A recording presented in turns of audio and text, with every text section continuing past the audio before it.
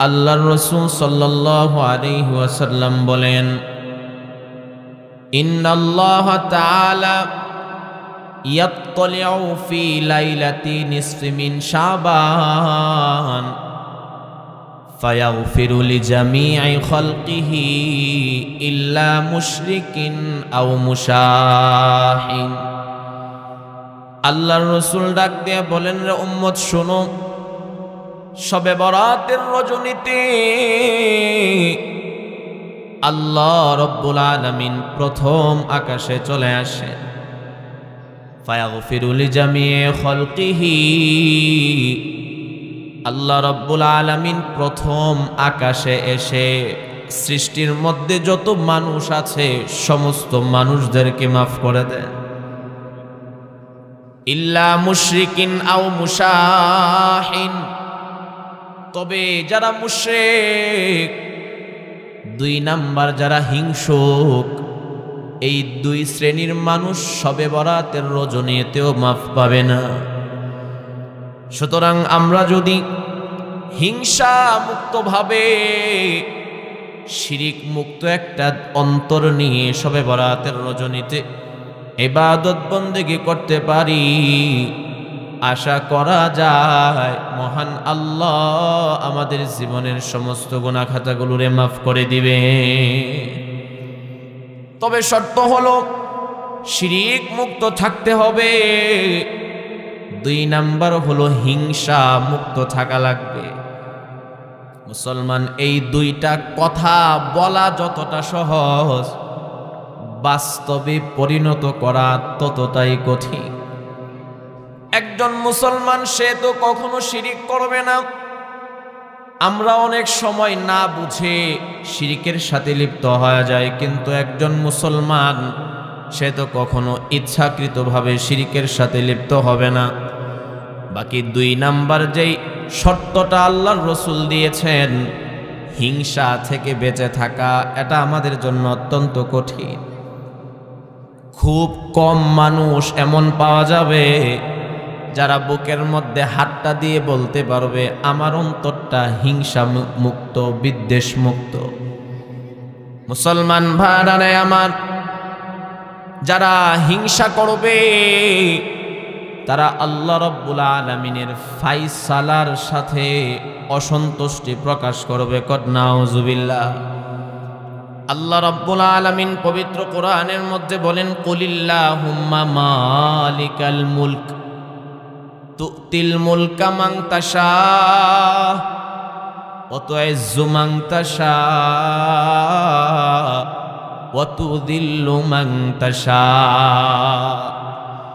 আল্লাহ রব্বুল আলামিন ডাক দিয়ে বলেন, যে দুনিয়ার মানুষগুলো শোনো, সমস্ত রাজত্ব আমি আল্লাহর হাতে। তুতিল মুলকা মান তাশা, আমি আল্লাহ যাকে চাই তাকে রাজত্ব দান করি। ওয়া তুইজ্জু মান তাশা, আমি আল্লাহ যাকে চাই তাকে সম্মান দান করি। ওয়া তুযিল্লু মান তাশা, আমি আল্লাহ যাকে চাই তাকে বেইজ্জতি করি। বিয়াদিকাল খায়র, সমস্ত কল্যাণের চাবিকাঠি হলো আমি মাওলার হাতে। মুসলমান ভাইরা আমার, এই হিংসা হাসাদ এটা হলো দুই প্রকার। হিংসা কয় প্রকার বলেন? আওয়াজ হয় নাই, আরো জোরে বলেন। দুইটা আঙ্গুলি উঁচা করে বলেন, কয় প্রকার? হিংসা দুই প্রকার। এক প্রকার হিংসা হলো হাসাদে হাকিকি, আরেকটা হলো হাসাদে হুকমি। এক প্রকার হিংসা হলো প্রকৃত হিংসা। উদাহরণস্বরূপ মনে করুন, আপনি একজনের একটা নিয়ামত দেখলেন, নিয়ামতটা দেখার সাথে সাথে আপনি মনে মনে আল্লাহরে বললেন, আল্লাহ এই নিয়ামতটা সে পাওয়ার উপযুক্ত না। অথবা আপনি আল্লাহর কাছে দোয়া করলেন, আল্লাহ এই ব্যক্তিকে তুমি যেই নিয়ামতটা দিয়েছো তার থেকে এই নিয়ামতটা তুমি ছিনায়া নাও। এটাকে বলা হয় হিংসায়ে হাকিকি, প্রকৃত হিংসা। এটা নাজায়েজ, সম্পূর্ণ হারাম কাজ। আরেকটা হলো হাসাদে হুকমি, মাজাজি অর্থে হিংসা, রূপক অর্থে হিংসা। এটাকে বাংলায় বলা হয় ঈর্ষা। কি বলেন? ঈর্ষা। কি বলে? ঈর্ষা। এই ঈর্ষা কাকে বলে? উদাহরণস্বরূপ মনে করুন আপনি একজনের একটা নিয়ামত দেখলেন, একজন মানুষ 2 তলা একটা ভবন বানাইলো, আপনি অন্তরে অন্তরে আল্লাহকে ডাক দিয়ে বললেন, রে মালিক, তুমি তারে এত সুন্দর 2 তলা একটা ভবন বানানোর তৌফিক দিয়েছ, মেহেরবানি করে এই রকম একটা ভবন বানানোর আমারও তৌফিক দিও। এটাকে বলা হয় ঈর্ষাটা জায়েজ আছে। কিন্তু আরেকজনের নিয়ামত ধ্বংস হয়ে যাওয়া কামনা করা, এটাকে বলা হয় হাসাদে হাকিকি, প্রকৃত হিংসা। এটা সম্পূর্ণ হারাম। মুসলমান ভাইরা আমার, তিরমিজি শরীফের 2998 নম্বর হাদিসের বর্ণনা, আল্লাহর রাসূল সাল্লাল্লাহু আলাইহি ওয়াসাল্লাম বলেন, লা তাবাগাদু ওয়ালা তাদাবারু ওয়ালা তাহাসাদু কুনু ইবাদাল্লাহি ইখওয়ানা। আল্লাহর রাসূল ডাক দিয়ে কয়, রে উম্মত, তোমরা একজন আরেকজনের পিছনে লাগবা না, তোমরা হিংসা বিদ্বেষ অন্তরে পোষণ করবা না। কুনু ইবাদাল্লাহ, বান্দা তোমরা সকলেই আল্লাহর খাঁটি বান্দা হয়ে যাও। ইখওয়ানা, দুনিয়ার জমিনে ভাই ভাই হয়ে চলাফেরা করো। ও মুসলমান, সহিহ ইবনে হিব্বানের মধ্যে হাদিস আসছে, আল্লাহর রাসূল সাল্লাল্লাহু আলাইহি ওয়াসাল্লামের সাহাবী হযরত আনাস রাদিয়াল্লাহু তাআলা আনহু থেকে হাদিস বর্ণিত। তিনি বলেন, আল্লাহর রাসূল সাল্লাল্লাহু আলাইহি ওয়াসাল্লাম একদিন সাহাবায়ে কেরামদেরকে নিয়ে একটা মজলিসের মধ্যে বসে আছেন। হঠাৎ করে আল্লাহর রাসূল বললেন, ইয়াত্তালিউ আলাইকুমুল আন রাজুলুন মিন আহলিল জান্নাহ।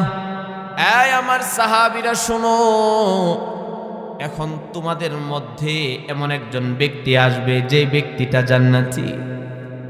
সাহাবায়ে কেরামরা সবাই দরওয়াজার দিকে তাকায় আছে, দেখি কে আসে। সাহাবায়ে কেরামরা তাকায় দেখেন একজন আনসারী সাহাবী ওযু করে আল্লাহর রাসূলের মজলিসে প্রবেশ করেছে। দ্বিতীয় দিন আল্লাহর রাসূল মজলিসে বসা, কথা বলতেছেন, হঠাৎ করে বললেন, এখন তোমাদের মাঝে এমন একজন ব্যক্তি আসবে যে নাকি জান্নাতি। সাহাবায়ে কেরামরা তাকায় দেখেন ওই আনসারী সাহাবী আবার রাসূলের মজলিসে প্রবেশ করেছে। তৃতীয় দিন আল্লাহর রাসূল সাহাবায়ে কেরামদেরকে নিয়ে বয়ান করতেছেন। হঠাৎ করে আল্লাহর রাসূল বললেন, ইয়াত্তালিউ আলাইকুমুল আনা রাজুলুন আহলুল জান্নাহ। এই আমার সাহাবীরা শুনো, এখন তোমাদের মধ্যে এমন একজন ব্যক্তি আসবে যে নাকি জান্নাতি। সাহাবায়ে কেরামরা তাকায় দেখেন তৃতীয় দিন ওই আনসারী সাহাবী রাসূলের মজলিসে প্রবেশ করেছে। তিনবার যেই সাহাবীকে আল্লাহর রাসূল জান্নাতি বলে সুসংবাদ দিয়েছেন, ওই সাহাবীর কি আমল এটা দেখার জন্য রাসূলের আরেকজন সাহাবী হযরত আব্দুল্লাহ ইবনে আমর ইবনুল আস রাদিয়াল্লাহু তাআলা আনহু ওই আনসারী সাহাবীর বাড়িতে মেহমান হিসাবে চলে গেলেন। ওই আনসারী সাহাবীর বাড়িতে 3 দিন মেহমান ছিলেন। 3 দিনের ভিতরে ওই আনসারী সাহাবীর তেমন বিশেষ কোনো আমল পাই নাই। 3 দিন পরে হযরত আব্দুল্লাহ রাদিয়াল্লাহু তাআলা আনহু আনসারী সাহাবীকে বলতেছেন, আসলে আমি যে তোমার বাড়িতে 3 দিন মেহমান হয়েছে এটার একটা বিশেষ কারণ আছে। আল্লাহর রাসূল তোমাকে তিন দিন জান্নাতি বলে ঘোষণা দিয়েছেন। ওই সময় আমি মনে মনে চিন্তা করেছি, আমি যদি তোমার বাড়িতে মেহমান হয় তাহলে তোমার বিশেষ আমল সম্পর্কে আমি জানতে পারবো, যে আমলের মাধ্যমে তুমি রাসূলের জবান থেকে তিনবার জান্নাতে হওয়ার ঘোষণা নিয়েছ। কিন্তু না, আমি 3 দিন তোমার বাড়িতে মেহমান ছিলাম, এই 3 দিনের ভিতরে আমি তেমন বিশেষ কোনো আমল দেখতে পাই নাই। ওই আনসারী সাহাবী দুটি চোখের পানি ছেড়ে ডাক দিয়ে বলতেছেন, ভাই আসলে আমার বিশেষ তেমন কোনো আমল নাই, আমি তোমাদের মতো সাধারণভাবে আমল করি, তবে সব সময় আমি একটা আমল করার চেষ্টা করি, আমার অন্তরে আমি কখনো কারো প্রতি হিংসা বিদ্বেষ রাখি না। আমার অন্তরটা আমি সব সময় হিংসা বিদ্বেষ মুক্ত রাখার চেষ্টা করি। হযরত আব্দুল্লাহ রাদিয়াল্লাহু তাআলা আনহু ডাক দিয়ে বললেন, ভাই আমার বুঝতে আর বাকি নাই, তোমার এই আমলটা মহান আল্লাহর কাছে এতটাই পছন্দনীয় হয়েছে, যার কারণে আল্লাহর রাসূলের জবান থেকে তিনবার তুমি জান্নাতি হওয়ার সুসংবাদ পেয়েছো। আল্লাহ রাব্বুল আলামিন পবিত্র কোরআনের মধ্যে বলেন, মানুষরা কি এটা মনে করে, মানুষরা কি ওই বিষয়ে হিংসা করে যে বিষয়টা আমি আল্লাহ আমার অনুগ্রহের মাধ্যমে বান্দাকে দান করি। আল্লাহ রাব্বুল আলামিন যে বান্দাকে নিয়ামত দান করেন, সবগুলো আল্লাহ রাব্বুল আলামিনের সন্তুষ্টির জন্যই বান্দাকে দান করেন। সুতরাং কেউ যদি কোনো বান্দার নিয়ামতের দিকে তাকায়া হিংসা করে, তাহলে সে যেন আল্লাহ রাব্বুল আলামিনের ফায়সালার প্রতি অসন্তুষ্ট হলো। মুসলমান ভাইরা আমার, আপনার অন্তরে হিংসা আছে কিনা বুঝবেন কিভাবে? সহজ উপায়, একজনের ভালো সংবাদ শুনলে যদি আপনার অন্তরে খারাপ লাগে, আরেকজনের খারাপ সংবাদ শুনলে যদি আপনার অন্তরে ভালো লাগে, বুঝতে হবে আপনার অন্তরে হিংসা আছে। এই হিংসা আত্মার মারাত্মক এক ব্যাধি। আল্লাহর রাসূল সাল্লাল্লাহু আলাইহি ওয়াসাল্লাম বলেন, ইয়াকুম ওয়াল হাসাদ ফাইন্নাল হাসাদা ইয়াকুলুল হাসানাত কামা তাকুলুন নারুল হাতাব। আল্লাহর রাসূল ডাক দিয়ে বলেন, রে উম্মত শোনো, সাবধান তোমরা হিংসা থেকে বেঁচে থাকো, কেননা শুকনা লাকড়িকে আগুন যেই রকম ভাবে জ্বালায়া ছাই বানায়া দেয়, ঠিক তদ্রূপ ভাবে হিংসাও মানুষের সমস্ত নেক আমলগুলোকে জ্বালায়া বরবাদ করে দেয়। এত কষ্ট করে বান্দা তুমি নেক আমল করতেছো, আর হিংসার মাধ্যমে যদি বান্দা তুমি তোমার সমস্ত নেক আমলগুলোকে ধ্বংস করে দাও, লাভ হলো কি? কিন্তু আফসোসের বিষয় হলো, বর্তমানে আপন ভাইয়ের প্রতি হিংসা করে, ঠিক না বেঠিক? বর্তমানে আপন বোনের প্রতি হিংসা করে। এক ভাইয়ের সন্তান লেখাপড়া করে শিক্ষিত হইতেছে, অন্য ভাইদের তো খুশি হওয়া দরকার ছিল, কিন্তু না, অন্য ভাইয়েরা মনে মনে চিন্তা করে, আমার সন্তানটা লেখাপড়া করতে পারে নাই, আমার ভাইয়ের সন্তানটা লেখাপড়া করে শিক্ষিত হয়ে যাচ্ছে, এটা ওনার অন্তরের মধ্যে জ্বলে। তাহলে আপনি চাচা হইলেন কেন, জ্যাঠা হইলেন কেন? আসলে মানুষের অন্তর নষ্ট হলে যা হয়, এই অন্তরটা এটা হলো ইঞ্জিনের মতো। গাড়ির ইঞ্জিন যখন নষ্ট হয়ে যায় দেখবেন, তখন এটা থেকে কালো ধোঁয়া বের হইতে থাকে। আর যদি অল্প নষ্ট হয় তাহলে ঠেট করতে থাকে, মাঝে মধ্যে বন্ধ হয়ে যায়। ইঞ্জিন নষ্ট হলে যতক্ষণ পর্যন্ত ঠিক না করা হবে, ততক্ষণ পর্যন্ত বাজান গাড়ি চলবে না। ঠিক তদরূপভাবে মানুষের অন্তর যখন নষ্ট হয়ে যায়, তখন মানুষের অন্তর থেকে শুধু উল্টাপাল্টা প্ল্যান প্রোগ্রাম বের হইতে থাকে। কাকে কার উপরে জুলুম করা যায়, কার ধন সম্পদগুলো আত্মসাৎ করা যায়, নানান উল্টাপাল্টা চিন্তা ফিকির মানুষের অন্তরের মধ্যে আসতে থাকে। মনে রাখবেন, যার অন্তরে যাররা পরিমাণ মানবতা থাকবে, যার অন্তরে সামান্যতম মানবতা থাকবে, সে তো অন্য মানুষের অকল্যাণ কামনা করতে পারে না। এই জন্য আল্লাহ রাব্বুল আলামিন পবিত্র কোরআনের মধ্যে বলেন, উখরিজাত লিন্নাস, এই দুনিয়ার মানুষগুলো শুনো, আমি আল্লাহ তোমাদেরকে অন্যের কল্যাণার্থে সৃষ্টি করেছি। আমাদেরকে আল্লাহ রাব্বুল আলামিন অন্যের কল্যাণের জন্য সৃষ্টি করেছেন। সেই আমরাই কিভাবে আরেকজনের অকল্যাণ কামনা করতে পারি? আল্লাহর রাসূল বলেন, আদ-দীনু আন-নাসিহা, অন্যের কল্যাণকামী হওয়া, অন্যের জন্য ভালো কামনা করা, এটার নাম হলো দ্বীন। সবাই শান্তিতে থাকুক, সবাই ইজ্জতের সাথে থাকুক, সবাই সম্মানের সাথে থাকুক, সবাই ভালোভাবে থাকুক, এটার নাম হলো দ্বীন। মুসলমান, একটু চিন্তা করে দেখেন, ওই দিন আজকে আমাদের মধ্যে কতটুকু আসলো? মনে রাখবেন, যেই ব্যক্তি হিংসা করবে সে অবশ্যই লাঞ্ছিত হবে।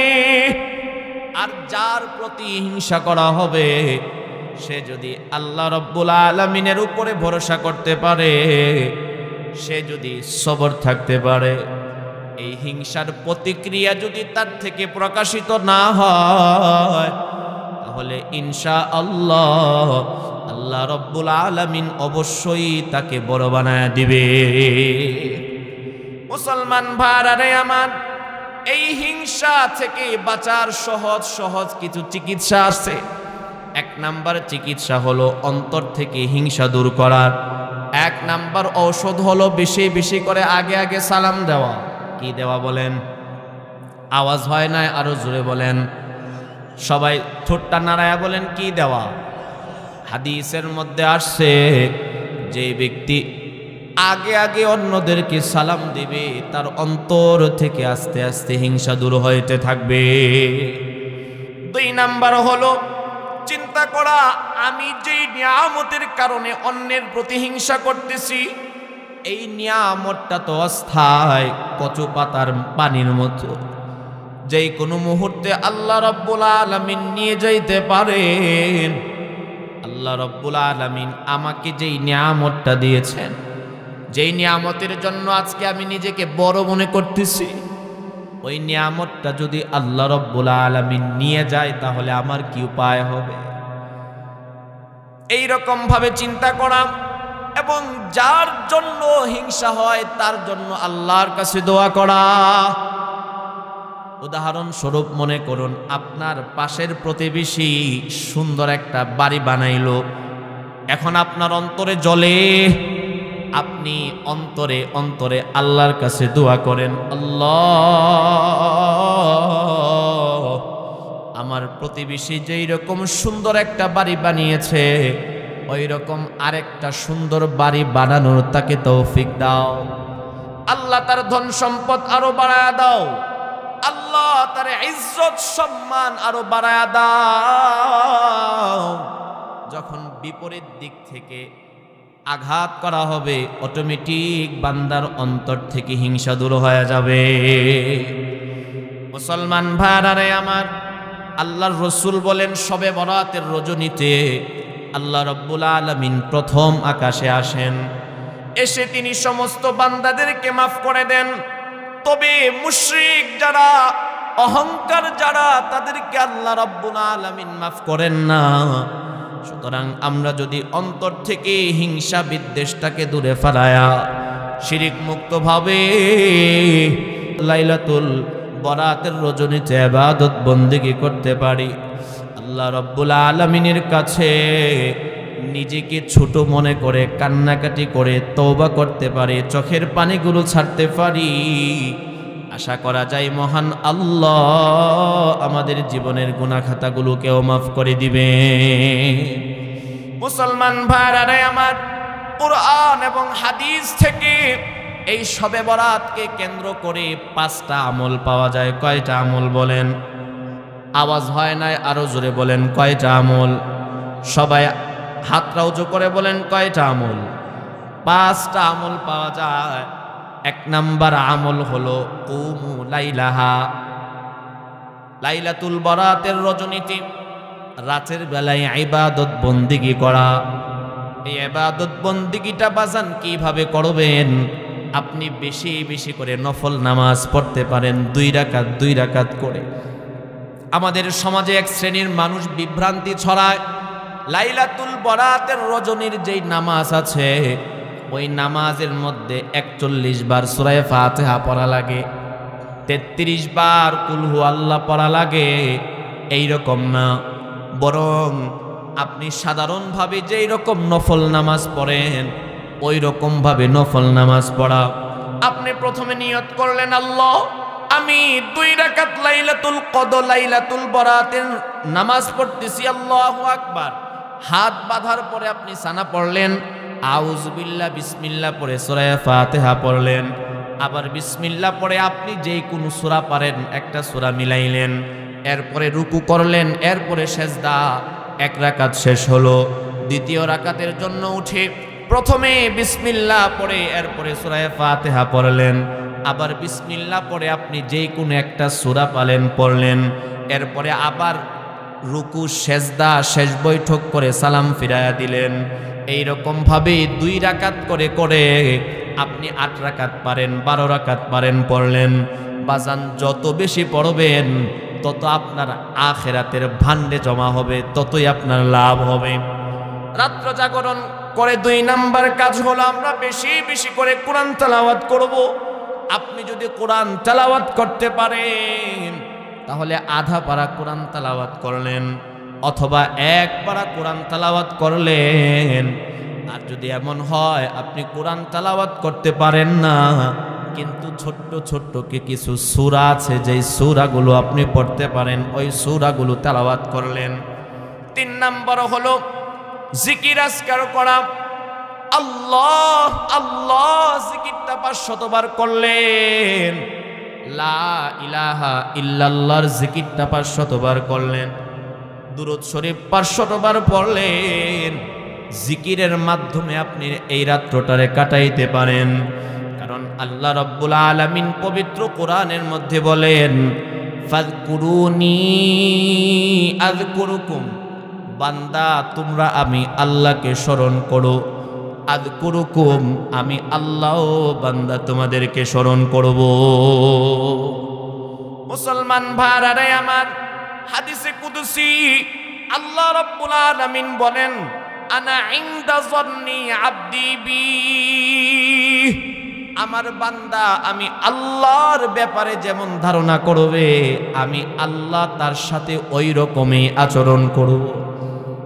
আপনি যদি মনে মনে চিন্তা করেন আমি এত গুনাহ করেছি, হয়তো আল্লাহ রাব্বুল আলামিন মাফ করবেন না, তাহলে আল্লাহ পাক আপনার ধারণা অনুপাতে আপনার সাথে আচরণ করবেন। আর যদি আপনি মনে মনে চিন্তা করেন না না, যেই ব্যক্তি 100 জন মানুষকে খুন করার পরেও তওবা করার মাধ্যমে আল্লাহ পাক মাফ করে দিয়েছে, আমি তো গুনাহ করেছি, কিন্তু আল্লাহর কাছে যদি আমি তওবা করে কান্নাকাটি করে ক্ষমা চাইতে পারি তাহলে আমার মতো গুনাহগারকেও আল্লাহ রাব্বুল আলামিন মাফ করে দিবেন। যদি আপনার অন্তরে আল্লাহর ব্যাপারে এমন ধারণা থাকে মুসলমান, আল্লাহ রাব্বুল আলামিন আপনার সাথে ওই রকমই আচরণ করবে। ওয়া আনা মাহু ইদা যাকারানি, এরপরে আল্লাহর রাসূল বলেন, আল্লাহ পাক বলেন, বান্দা তুমি যখন আমি আল্লাহর কথা স্মরণ করো আমি আল্লাহ বান্দা তোমার সাথেই থাকি। আল্লাহু আকবার। আওয়াজ হয় না, আরো জোরে বলেন আল্লাহু আকবার। ও মুসলমান, আপনি যদি অন্তরে অন্তরে এখানে বসে আপনার মায়ের কথা স্মরণ করেন, আপনার মা বুঝবে না আপনি এখানে বসে বসে আপনার মায়ের কথা স্মরণ করতেছেন। আপনি এখানে বসে যদি আপনার সন্তানের কথা স্মরণ করেন, আপনার সন্তান বুঝবে না আমার বাবা মনে মনে আমার কথা স্মরণ করতেছে। কিন্তু আল্লাহ রাব্বুল আলামিন তো আলিমুম বিযাতিস সুদূর, অন্তরের সমস্ত খবর সম্পর্কে আমার আল্লাহ জানে। বান্দা এখানে বসে বসে যদি অন্তরে অন্তরে আল্লাহর কথা স্মরণ করো গো, আল্লাহ রাব্বুল আলামিন সেটা বুঝতে পারবে। আল্লাহ পাক বলেন ওয়া আনা মাহু ইযা যাকারানি, বান্দা যখন অন্তরে অন্তরে আমি আল্লাহর কথা স্মরণ করে, ওয়া আনা মাহু ইযা যাকারানি, বান্দা যখন আমার কথা স্মরণ করে আমি আল্লাহ বান্দার সাথে থাকি। ফাইন যাকারানি ফি নাফসি, আল্লাহ রাব্বুল আলামিন বলেন বান্দা যদি অন্তরে অন্তরে আমি আল্লাহর কথা স্মরণ করি, যাকারতুহু ফি নাফসি, আমি আল্লাহ অন্তরে অন্তরে বান্দার কথা স্মরণ করি। আর যদি বান্দা কোনো সভা সমাবেশে আমি আল্লাহর কথা স্মরণ করে, এই যে এখানে বসে আমরা আল্লাহর আলোচনা করতেছি, আল্লাহর স্মরণ করতেছি, আল্লাহ পাক বলেন আমার যেই বান্দা কোনো সভা সমাবেশে আমি আল্লাহর আলোচনা করে, আমি আল্লাহ এর চাইতে উত্তম সমাবেশ ফেরেশতাদের সমাবেশে ওই বান্দার নাম ধরে ধরে বলতে থাকি, তাকে দেখো রে ফেরেশতা, আমার অমুক অমুক বান্দা দুনিয়ার জমিনে বসে আমি আল্লাহর আলোচনা করতেছে। এই জন্য বাবা বেশি বেশি করে জিকির করা। আল্লাহ পাক বলেন আযকুরুকুম, আমার যেই বান্দা আমি আল্লাহকে স্মরণ করবে, আমি আল্লাহও আমার ওই বান্দাকে স্মরণ করব। এই জন্য লাইলাতুল বরাতের রজনীতে আমরা বেশি বেশি করে জিকির আজকারের মাধ্যমে, কোরআন তেলাওয়াতের মাধ্যমে এবং বেশি বেশি করে নফল নামাজের মাধ্যমে রাত্রটা কাটাবো। এটা হলো 1 নাম্বার আমল। 2 নাম্বার আমল হলো সুমু নাহারহা, দিনের বেলা একটা রোজা রাখা। সারা রাত্র ইবাদত বন্দেগী করার পরে দিনের বেলায় আপনি একটা রোজা রাখলেন, এর জন্য সবচাইতে উত্তম হলো, ওলামায়ে কেরাম বলেন শাবান মাসের 13, 14, 15 তারিখ এই 3টা রোজা রাখা, এটা হলো সবচাইতে উত্তম। মুসলমান আপনি যদি এই শাবান মাসের 13, 14, 15 তারিখের 3টা রোজা রাখতে পারেন, তাহলে শাবান মাসের রসুলের রোজা রাখার যে সুন্নত সেটাও আপনি পালন করে ফেললেন। 2 নাম্বার আইয়ামে বীজের 3টা রোজাও আপনার হয়ে গেল। 3 নাম্বার হলো লাইলাতুল বরাতের যে রোজা আছে সেটাও আপনি করে ফেললেন। মুসলমান ভাইরা আমার, এই লাইলাতুল কদরকে, লাইলাতুল বরাতকে কেন্দ্র করে 3 নাম্বার আমল হলো বেশি বেশি করে আল্লাহর কাছে দোয়া করা। একেবারে নাসুর বান্দার মতো মজবুতির সাথে আল্লাহর কাছে দোয়া করতে থাকা। আমাদের সন্তানরা যে এরকম ভাবে আমাদের কাছে মজবুতির সাথে দোয়া করে, সন্তান এমন ভাবে মজবুতির সাথে বাবা মায়ের কাছে চায়, সন্তানের যেটা ক্ষতিকর ওই জিনিসটাও বাবা মা দিতে বাধ্য হয়। প্রথমে সন্তান স্বাভাবিকভাবে বলে, তখন মা বাবা দিতে রাজি হয় না। এরপরে এক পর্যায়ে হাতে ধরে, তখনও বাবা দিতে রাজি হয় না। এরপরে সন্তান এক সময় মাটির মধ্যে গড়াগড়ি করে কান্না করতে আরম্ভ করে দেয়, তখন বাবা মা সন্তানের আবেদনটা পূর্ণ করতে বাধ্য হয়। এখান থেকে আমাদের জন্য শিক্ষা, আমরাও আল্লাহ রাব্বুল আলামিনের কাছে এই রকম মজবুতির সাথে চাইতে থাকব, লম্বা লম্বা দোয়া করতে থাকা। আমরা তো 1 মিনিট 2 মিনিট দোয়া করার পরে আমাদের দোয়া শেষ হয়ে যায়। না বাবা না, দুনিয়ার মধ্যে যদি আপনি কাউকে ফোন দেন, এই ফোনটা আরেক ফোনের মধ্যে ঢুকতেই তো আধা মিনিট 1 মিনিট সময় লাগে। তাহলে তো আপনি তো দুনিয়ার কোনো মানুষের কাছে ফোন দিচ্ছেন না, আপনি তো আরশে আযীম আল্লাহ রাব্বুল আলামিনের কাছে ফোন দিচ্ছেন। এটা তো যাইতে সময় লাগবে। লম্বা লম্বা যে ব্যক্তি দোয়া করবে তার অন্তরে বাজান তত বেশি আল্লাহ রাব্বুল আলামিনের ভালোবাসা জন্মদিন নিতে থাকবে। ও মুসলমান, আল্লাহর রাসূল বলেন আদ-দুআউ মুখুল ইবাদাহ, দোয়া এটা হলো ইবাদতের মগজ। মান লাম ইয়াসআলিল্লাহ ইয়াগযব আলাইহি। আপনারা এখানে যারা আছেন অবশ্যই আপনারা সবাই আমাকে মহাব্বত করেন, আমিও আল্লাহর জন্য আপনাদেরকে মহাব্বত করি। কিন্তু যদি আমি আপনাদের কাছে বারবার একটা জিনিস চাইতে থাকি, এক পর্যায়ে আপনারা অসন্তুষ্ট হয়ে যাবেন। আপনারাও যদি বারবার আমার কাছে একটা জিনিস চাইতে থাকেন, আমি এক পর্যায়ে অসন্তুষ্ট হয়ে যাব। দুনিয়ার মধ্যে মা সন্তানকে সব চাইতে বেশি মহাব্বত করে। ওই মায়ের কাছেও যদি সন্তান বারবার চাইতে থাকে, এক পর্যায়ে মাও অসন্তুষ্ট হয়ে যায়। কিন্তু আল্লাহ রাব্বুল আলামিনের ব্যাপারে সিদ্ধান্ত ভিন্ন। আল্লাহর রাসূল বলেন মান লাম ইয়াসআলিল্লাহ, যে ব্যক্তি আল্লাহ রাব্বুল আলামিনের কাছে চায় না, গদিবা আলাইহি, আল্লাহ রাব্বুল আলামিন তার প্রতি অসন্তুষ্ট হয়ে যায়। যেই বান্দা আল্লাহর কাছে যত বেশি চাইবে, মহান আল্লাহ তার প্রতি তত সন্তুষ্ট হয়ে যায়। মুসলমান ভাইরা আমার, এই জন্য আল্লাহ রাব্বুল আলামিন পবিত্র কোরআনের মধ্যে বলেন উদউনি আস্তাজিব লাকুম। এই বান্দা, তোমরা আমি আল্লাহর কাছে চাও, আমি আল্লাহ তোমাদেরকে সেটা দান করব। বান্দা তোমরা যা চাইবা আমি আল্লাহ তোমাদেরকে সেটাই দান করব। মুসলমান ভাইরা আমার, আল্লাহর রাসূল সাল্লাল্লাহু আলাইহি ওয়াসাল্লাম বলেন দুনিয়ার মধ্যে মানুষ আল্লাহ রাব্বুল আলামিনের কাছে যা চায়, আল্লাহ রাব্বুল আলামিন তার সেটাই কবুল করেন। কোন সুবহানাল্লাহ। আপনি আল্লাহর কাছে যা চাইবেন আল্লাহ রাব্বুল আলামিন সেটাই আপনার কবুল করবেন। তবে কবুল করার পদ্ধতি হলো 3টা। কয়টা বলেন?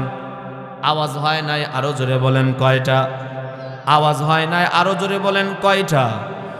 আল্লাহর রাসূল বলেন বান্দা আল্লাহর কাছে যা চাইবে সেটাই আল্লাহ রাব্বুল আলামিন দিবেন। তবে আল্লাহ যে বান্দার দোয়া কবুল করবেন, দোয়া কবুলের পদ্ধতি হলো 3টা। আমরা অনেক সময় অন্তরে অন্তরে বলি আল্লাহর কাছে তো কম দোয়া করি না, কোথায় আল্লাহ রাব্বুল আলামিন তো আমার দোয়া কবুল করে না। আসলে আমরা জানি না। আমরা যদি জানতাম দোয়া কবুলের পদ্ধতি হলো 3টা, তাহলে কেউ এই কথা বলতাম না। সকলেই মনে মনে চিন্তা করতাম যে আল্লাহ রাব্বুল আলামিন আমার দোয়া কবুল করতেছে। এই জন্য কথাগুলো একটু দিলের কান দ্বারা বুঝবেন।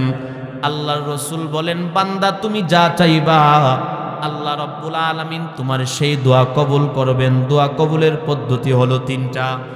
1 নাম্বার হলো ইল্লা মা আতাল্লাহু মা সুইলা। 1 নাম্বার হলো আল্লাহর রাসূল বলেন বান্দা আল্লাহর কাছে যা চাইবে হুবহু আল্লাহ রাব্বুল আলামিন বান্দাকে সেটাই দিয়া দিবেন। এটা হলো দোয়া কবুলের 1 নাম্বার পদ্ধতি। 2 নাম্বার পদ্ধতি হলো বান্দা আল্লাহ রাব্বুল আলামিনের কাছে যেই দোয়া করবে হুবহু আল্লাহ রাব্বুল আলামিন সেটা কবুল করবেন না, কিন্তু এই পরিমাণ অন্য আরেকটা ক্ষতি থেকে আল্লাহ রাব্বুল আলামিন থেকে হেফাজত করবেন। উদাহরণস্বরূপ মনে করুন আপনার 10 লক্ষ টাকার প্রয়োজন, আপনি আল্লাহর কাছে দোয়া করলেন রে মালিক তুমি আমার 10 লক্ষ টাকার প্রয়োজন ব্যবস্থা করে দাও। কিন্তু আল্লাহ রাব্বুল আলামিন আপনাকে 10 লক্ষ টাকা দিবে না। ভবিষ্যতে আপনার এমন একটা বিপদ আসতেছে, যে বিপদের মধ্যে আপনার 10 লক্ষ টাকা চলে যাইত, কিন্তু এই দুয়ার বরকতে আল্লাহ রাব্বুল আলামিন আপনাকে ওই 10 লক্ষ টাকার বিপদ থেকে হেফাজত করবে। তাহলে বোঝা গেল দোয়া কবুলের 2 নাম্বার পদ্ধতি হলো বান্দা আল্লাহ রাব্বুল আলামিনের কাছে যা চাইবে হুবহু আল্লাহ রাব্বুল আলামিন তারে সেটা দিবে না, ঠিক আছে, কিন্তু এই পরিমাণ অন্য আরেকটা বিপদ থেকে আল্লাহ পাক তাকে হেফাজত করবেন। দোয়া কবুলের 3 নাম্বার পদ্ধতি হলো বান্দা আল্লাহ রাব্বুল আলামিনের কাছে যা চাইবে আল্লাহ রাব্বুল আলামিন তাকে দুনিয়াতে সেটা দিবে না। আল্লাহর রাসূল বলেন হাসরের ময়দানে এক শ্রেণীর মানুষের হাতে আমলনামা দেওয়া হবে, আমলনামা দেওয়া হবে। আমলনামাটা হাতের মধ্যে লইয়া বান্দা তাকে দেখবে, আমলনামার মধ্যে শুধু নেকি আর নেকি। বান্দা এত নেকি দেখে বিস্মিত হয়ে যাবে, হতবাক হয়ে যাবে। আল্লাহরে ডাক দিয়ে বলবে, রে মালিক, দুনিয়ার জমিনে তো আমি এত নেক আমল করি নাই, আজকে আমার আমলনামার মধ্যে এত নেক আমল আসলো কিভাবে? আল্লাহ রাব্বুল আলামিন ডাক দিয়ে বলবেন, রে বান্দা, দুনিয়ার জমিনে তুমি আমি আল্লাহর কাছে দোয়া করেছো, কিন্তু ওই দোয়ার প্রতিদানগুলো আমি আল্লাহ তোমাদেরকে দুনিয়ার মধ্যে দেই নাই। দুনিয়ার মধ্যে বান্দা তুমি অসুস্থ হয়ে আমি আল্লাহর কাছে দোয়া করেছো, আমি আল্লাহ তোমারে অসুস্থতা থেকে সুস্থতা দান করি না। দুনিয়ার জমিনে বান্দা বিপদে পড়ে আমি আল্লাহর কাছে দোয়া করেছো, আমি আল্লাহ বান্দা তোমাকে বিপদ থেকে উদ্ধার করি নাই। দুনিয়ার জমিনে বান্দা তুমি যা চেয়েছো সবগুলো আমি আল্লাহ আমার কাছে রিজার্ভ রেখে দিয়েছিলাম। আজকে কিয়ামতের ময়দানে তোমার সমস্ত দুয়ার বিনিময়গুলো আমি আল্লাহ তোমারে দিয়ে দিলাম। তখন বান্দাটা ডাক দিয়ে বলবে, আল্লাহ, দুনিয়ার জমিনে তুমি আমার এই দোয়াটা কেন কবুল করেছিলা? দুনিয়ার জমিনে তুমি আমার ওই দোয়াটা কেন কবুল করেছিলা? আল্লাহ, দুনিয়ার জমিনে যদি তুমি আমার একটা দোয়াও কবুল না করতা, তাহলে তো আজকে হাসরের ময়দানে আমি আরো অনেক বেশি নেকি পাইতাম। এই জন্য বাবা আল্লাহর রাসূল বলেন, বান্দা যেই দোয়া করবে আল্লাহ রাব্বুল আলামিন সেটাই কবুল করবেন। তবে কবুল করার পদ্ধতি হলো কয়টা বলেন? আওয়াজ হয় নাই, আরো জোরে বলেন কয়টা? আরো জোরে বলেন কয়টা? 3 নাম্বারের 1 নাম্বার হলো বান্দা যা চাইবে হুবহু আল্লাহ রাব্বুল আলামিন তারে সেটা দান করবেন। 2 নাম্বার হলো বান্দা যা চাইবে হুবহু আল্লাহ রাব্বুল আলামিন তারে সেটা দিবে না, ঠিক আছে, কিন্তু এই পরিমাণ অন্য আরেকটা মুসিবত থেকে আল্লাহ পাক তারে বাঁচায়া দিবেন। 3 নাম্বার হলো বান্দার দোয়ার প্রতিদান আল্লাহ রাব্বুল আলামিন দুনিয়ার মধ্যে দিবেন না, কিয়ামতের ময়দানে বান্দার আমলনামায় আল্লাহ পাক এর সওয়াবগুলো দিয়া দিবে। এই জন্য বাবা আল্লাহ রাব্বুল আলামিন পবিত্র কোরআনের মধ্যে বলেন, ওয়া ইযা সাআলাকা ইবাদি আন্নী ফাইন্নী করিব।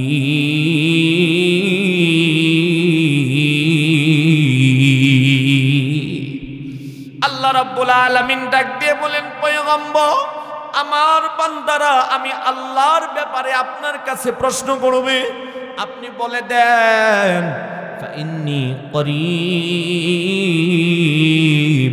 আমি আল্লাহ বান্দার নিকটে আছি, কাছে আছি, কাছে আছি।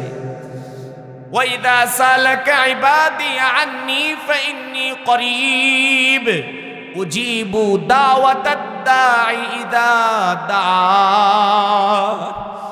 বান্দা যখনই আমি আল্লাহর কাছে দোয়া করবে, আমি আল্লাহ বান্দার সেই দোয়াকে কবুল করি। এই জন্য বাবা, লাইলাতুল বরাতকে কেন্দ্র করে 3 নম্বর আমল হলো বেশি বেশি করে লম্বা লম্বা করে আল্লাহর কাছে দোয়া করা। পারবেন তো ইনশাআল্লাহ? 4 নম্বর আমল ইসালে সওয়াব।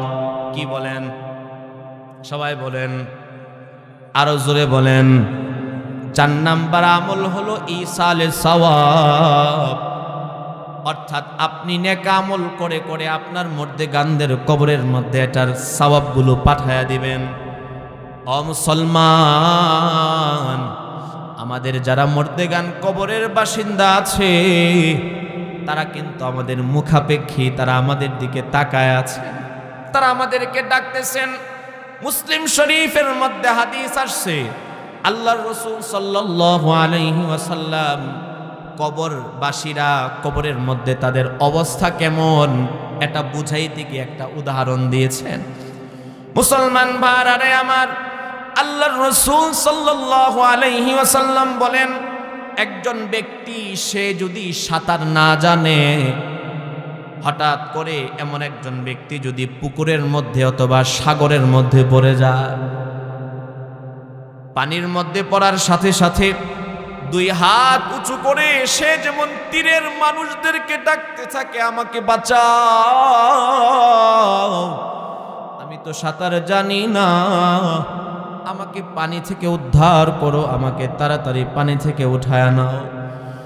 আল্লাহর রাসূল বলেন, ওই ব্যক্তি যেমন অসহায়ের মতো পারের মানুষদেরকে ডাকতে থাকে, ঠিক তদরূপ ভাবে আমাদের মধ্যে গানরা কবর থেকে, আমাদের মা বাবা, আমাদের দাদা দাদি, নানা নানি কবর থেকে আমাদেরকে ডাকতে থাকে, সন্তান আমাদের জন্য কিছু পাঠাও। সন্তান যদি 2টা টাকা আল্লাহর রাস্তায় দান করে, এই 2টা টাকার সওয়াব যখন তার বাবার কবরের মধ্যে দেওয়া হয়, বাবার নিকট এই 2টা টাকার সওয়াব দুনিয়া এবং দুনিয়ার মধ্যে যা কিছু আছে সব কিছুর চাইতে বড় মনে হয়। আল্লাহর রাসূল বলেন, ইন্না হাদিয়াতাল আমওয়াত। আল্লাহর রাসূল ডাক দিয়ে বলেন, এই দুনিয়ার উম্মতগুলো শুনো, আপনার বাবা যদি দুনিয়াতে বেঁচে থাকতো তাহলে প্রত্যেক বৎসর আপনার বাবাকে ঈদের সময় আপনি জামা কিনে দিতেন না? কথা বলেন, দিতেন কি দিতেন না? আপনার মা যদি দুনিয়াতে বেঁচে থাকতো প্রত্যেক ঈদের মধ্যে আপনি আপনার মাকে জামা কিনে দিতেন, প্রত্যেক মাসে আপনার বাবাকে আপনি একটা হাত খরচ দিতেন। এখন আপনার বাবা দুনিয়াতে বেঁচে নাই, আপনার মা দুনিয়াতে বেঁচে নাই, এখন কি তারা আপনার পর হয়ে গিয়েছে? না না না, এখনো তো তারা আপনারই বাবা, আপনারই মা। পার্থক্য শুধু এতটুকু, বাজান, আপনি আছেন দুনিয়ার মাটির উপরে, আপনার বাবা মা আছে মাটির নিচে। আল্লাহর রাসূল বলেন, ইন্না হাদিয়াতাল আমওয়াত। মৃত ব্যক্তিদের নিকট হাদিয়া পাঠানোর সিস্টেম হলো আল ইস্তিগফার, আল্লাহর কাছে দোয়া করতে থাকার, মালিক আমার আব্বাকে আপনি মাফ করে দেন, আল্লাহ আমার আম্মাকে আপনি মাফ করে দেন, আল্লাহ আমার দাদা দাদি নানা নানি দুনিয়াতে নাই, তাদেরকে আপনি মাফ করে দেন, আল্লাহ আমার অমুক প্রতিবেশী গত কয়েকদিন আগে দুনিয়া থেকে বিদায় নিয়েছে, মাফ করে দেন, আল্লাহ আমার অমুক বন্ধু দুনিয়াতে নাই, আল্লাহ আমার অমুক বন্ধুকে মাফ করিয়া দেন। এই রকম ভাবে তাদের কাছে তাদের জন্য ক্ষমা চাইতে থাকা। আল্লাহর রাসূল বলেন, কোন সন্তান যদি তার বাবার জন্য আল্লাহর কাছে শুধু এতটুকু বলে, আল্লাহ আমার আব্বাকে আপনি মাফ করিয়া দেন, আল্লাহ রব্বুল আলামিন এর সওয়াবটাকে বাড়াইতে বাড়াইতে আমসালাল জিবাল, পাহাড় পরিমাণ বড় বানায়া আপনার বাবার কবরে পৌঁছায়া দিবে। এই জন্যে যখনই সময় পাইবেন রাতের বেলায় 3 বার সূরা ইখলাস পড়ে আল্লাহর কাছে বললেন, মালিক এর সওয়াবটা আপনি আমার বাবার কবরের মধ্যে পৌঁছায়া দেন। হাদিসের মধ্যে আসছে আল্লাহর রাসূল বলেন, আমার কোন উম্মত যদি 3 বার সূরা ইখলাস তেলাওয়াত করে আল্লাহ রব্বুল আলামিন সাথে সাথে তারা আমল নামায় 1 খতম কোরআন তেলাওয়াত করার সওয়াব দান করবে। আল্লাহর রাসূল বলেন, আমার কোন উম্মত যদি একবার সূরা তাকাসুর আল্লাহাকুমুত তাকাসুর সূরাটা তেলাওয়াত করে, এই সূরাটা তেলাওয়াত করতে দেরি আল্লাহ রব্বুল আলামিন আমলনামার মধ্যে 1000 আয়াত তেলাওয়াত করার সওয়াব দিতে দেরি করবে না। আল্লাহর রাসূল বলেন, আমার কোন উম্মত যদি একবার সূরা ইয়াসিন তেলাওয়াত করে আল্লাহ রব্বুল আলামিন সাথে সাথে তার আমলনামায় 10 খতম কোরআন তেলাওয়াত করার সওয়াব দান করবে। এই রকম ভাবে বাজান বিভিন্ন ইবাদত বন্দেগীর মাধ্যমে আমরা আমাদের বাবা মায়ের কবরের মধ্যে ইসালে সওয়াব পাঠাবো। এটা হলো 3 নাম্বার আমল। 4 নাম্বার আমল, এটা হলো 4 নাম্বার আমল। 5 নাম্বার আমল হলো কবর জিয়ারত। এই লাইলাতুল বরাতকে কেন্দ্র করে 5 নাম্বার আমল হলো কবর জিয়ারত। কি জিয়ারত বলেন না? আওয়াজ হয় না, সবাই অন্যদিকে তাকিয়ে আছেন, বলেন কি জিয়ারত? 5 নাম্বার হলো কবর জিয়ারত। এই কবর জিয়ারত করতে পারেন সকলকে নিয়ে না, আপনি যদি পারেন তাহলে একাকী রাতের বেলায় গিয়ে আপনার বাবার কবরটা জিয়ারত করলেন। আপনার মা নাই, আপনি একা গিয়ে আপনার মায়ের কবরটা জিয়ারত করলেন। এই 5টা কাজ হলো শবে বরাতকে কেন্দ্র করে আমরা করতে পারি। 1 নাম্বার হলো রাত্র জাগরণ। এই রাত্র জাগরণ করে আমরা নামাজের মাধ্যমে, কোরআন তেলাওয়াতের মাধ্যমে, জিকির আজকারের মাধ্যমে রাত্রটা কাটাবো। 2 নাম্বার হলো দিনের বেলায় একটা রোজা রাখা। 3 নাম্বার আমল হলো রাতের বেলায় ইবাদত বন্দেগী করে লম্বা লম্বা আল্লাহর কাছে দোয়া করা। 4 নাম্বার আমল হলো ইসালে সওয়াব, নেক আমল করে নফল ইবাদত বন্দেগী করে মা বাবার রূহের মধ্যে পাঠাইতে থাকা। 5 নাম্বার হলো যদি সম্ভব হয় একা মায়ের কবর জিয়ারত করতে যাওয়া, বাবার কবর জিয়ারত করতে যাওয়া। এই 5টা আমল কোরআন হাদিস পর্যালোচনা করলে পাওয়া যায় শবে বরাতকে কেন্দ্র করে। এই 5টা আমলের মাধ্যমে আমরা সামনে যে শবে বরাত আসতেছে কাটাইতে রাজি আছি তো? আরো জোরে বলেন, রাজি আছি তো? ও মুসলমান, এইরকম ভাবে আসেন আমরা ইবাদত বন্দেগীর মাধ্যমে আমাদের জীবনটারে সুন্দর করার চেষ্টা করি। বিশেষ করে 5 ওয়াক্ত নামাজ পড়ার নিয়ত করেন। 5 ওয়াক্ত নামাজ পড়ার নিয়ত করেন। হাদিসের মধ্যে আসছে একজন মানুষের মৃত্যুর সময় যখন ঘনায় আসে, আজরাইল যখন সামনে হাজির হয়ে যায়, মৃত ব্যক্তিটার এত বেশি পানির পিপাসা লাগে, সারা দুনিয়ার পানিও যদি তারে পান করায়া দেওয়া হয় তারপরেও বাজান মৃত্যুর পূর্বের পানির পিপাসা কোনো মানুষের মিটবে না। ওই সময় যখন মালাকুল মাউত আজরাইল বান্দার সামনে রূহটা কবজ করার জন্য চলে আসে, ঠিক এর আগ মুহূর্তে ইবলিস বান্দার কাছে একটা গ্লাসের মধ্যে প্রস্রাব করে নিয়ে বান্দার সামনে এসে হাজির হয়ে যায়। আর ডেকে ডেকে বলতে থাকে, রে বান্দা, সারা জীবন যারে আল্লাহ বলে ডাকলি, সারা জীবন যারে আল্লাহ আল্লাহ বলে স্বীকার করলি, আজকে যে তোর মৃত্যুর সময় এত বেশি পানির পিপাসা, ওই আল্লাহরই তো, ওই আল্লাহ কি তোরে দেখে না? আল্লাহর কাছে পানি চাও। হাদিসের মধ্যে আসছে রুহুটা এত জোরে চিৎকার মারবে, পানি দাও। আশেপাশের জিন এবং মানুষ জাতি ব্যতীত সমস্ত মানুষগুলো তার চিৎকারটা শুনতে পাবে। যখন পানি দেওয়া হবে না, ইবলিস ডাক দিয়ে বলবে, ও আল্লাহর বান্দা, আল্লাহ বলে যদি কেউ থাকতো তাহলে কেন তোরে পানি দেওয়া হয় না? আমার সাথে ওয়াদা দাও, আল্লাহ বলতে কেউ নাই, আমি তোমারে ঠান্ডা পানি পান করাবো। বলেন তো দেখি বাজান, ইবলিসের হাতে ঠান্ডা পানি না পসরা? আল্লাহর রাসূল ডাক দিয়ে বলেন, ওই দুর্বলতার সুযোগ লইয়া ইবলিস আমার হাজার হাজার উম্মতদেরকে বেঈমান বানায়া জাহান্নামে নিয়ে যাবে। কিন্তু যারা 5 ওয়াক্ত নামাজ সঠিকভাবে আদায় করবে, এদের সামনে যখন মালাকুল মাউত আজরাইল হাজির,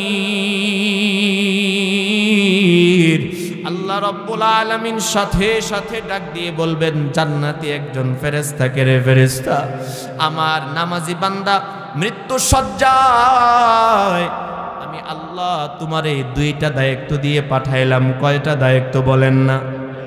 1 নাম্বার দায়িত্ব হলো আল্লাহ রাব্বুল আলামিন ডাক দিয়ে বলবেন, রে ফেরেশতা, আমার বান্দাকে বেঈমান বানানোর জন্য ইবলিস আমার নামাজি বান্দার মাথার কাছে বসে আছে। তুমি প্রথমেই গিয়ে ইবলিসকে তার ঘর থেকে বের করে দিবা।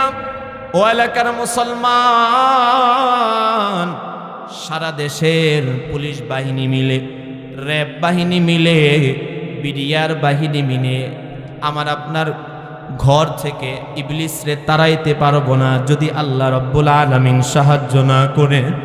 আল্লাহ রাব্বুল আলামিন ডাক দিয়ে কয়, রে বান্দা, যদি আমি আল্লাহর সাহায্যটা পেতে চাও, নামাজ ছাড়া কশিন কালেও সাহায্য পাইবা না।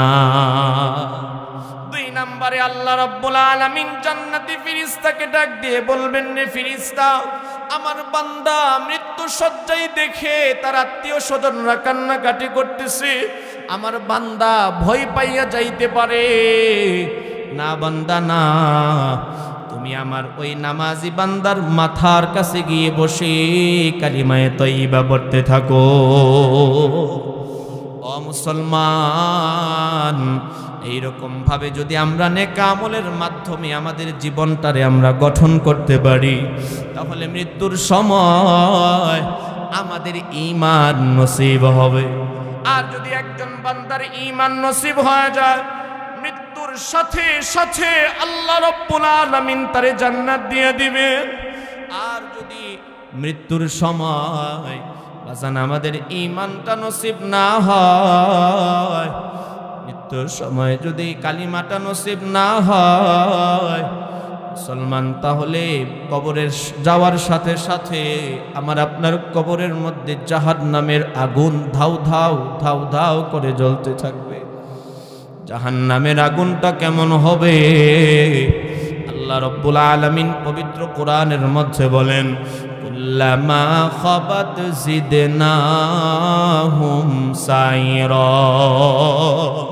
আল্লাহ রাব্বুল আলামিন ডাক দিয়ে বলেন, রে বান্দা শুনো, জাহান্নামের আগুনটা জ্বলতে জ্বলতে যখন জাহান্নামের আগুনের তাপ কমে যাবে, খাবাত জিদনাহুম সাইরা।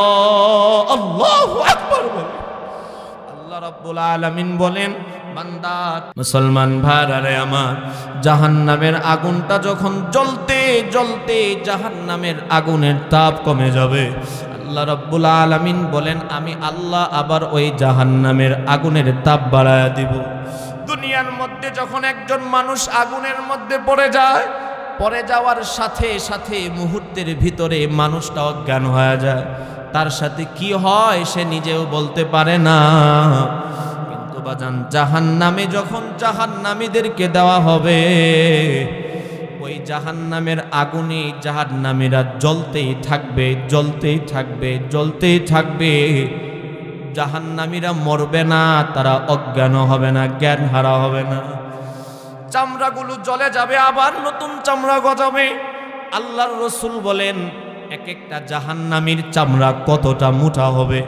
পয়গম্বর বলেন একজন মানুষ যদি 3 দিন পর্যন্ত হাঁটতে থাকে, 3 দিন পর্যন্ত হাঁটতে থাকে, যত দূর যেতে পারবে, একজন জাহান্নামীর শরীরের চামড়া এতটা মোটা হবে। আল্লাহ রাব্বুল আলামিন বিশাল বড় দেহ দিয়ে অনেক মোটা চামড়া দিয়ে জাহান্নামের মধ্যে নিক্ষেপ করবে, যাতে করে জাহান্নামের আগুনের তাপটা আমরা ভালোভাবে সহ্য করতে পারি।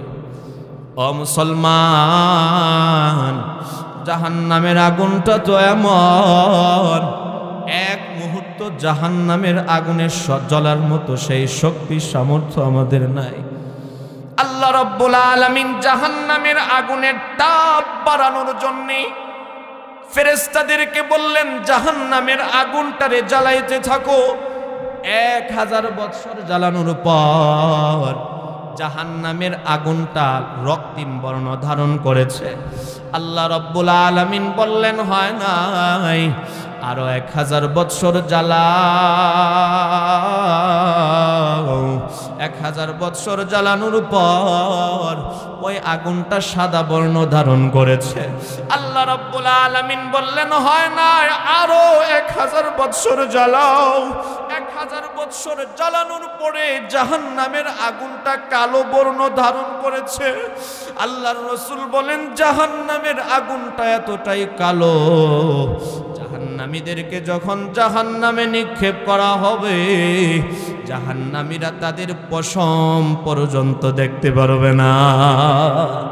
এই জন্য আসুন আমরা নেক আমলের মাধ্যমে, ইবাদত বন্দেগীর মাধ্যমে আমাদের জীবনটাকে সাজাই, হায়াতে জিন্দেগিটাকে কাজে লাগাই, সময়গুলো নষ্ট না করি। আল্লাহ পাক আমাদের সকলকে বেশি বেশি ইবাদত বন্দেগী করার তৌফিক দেন, বলেন আমিন।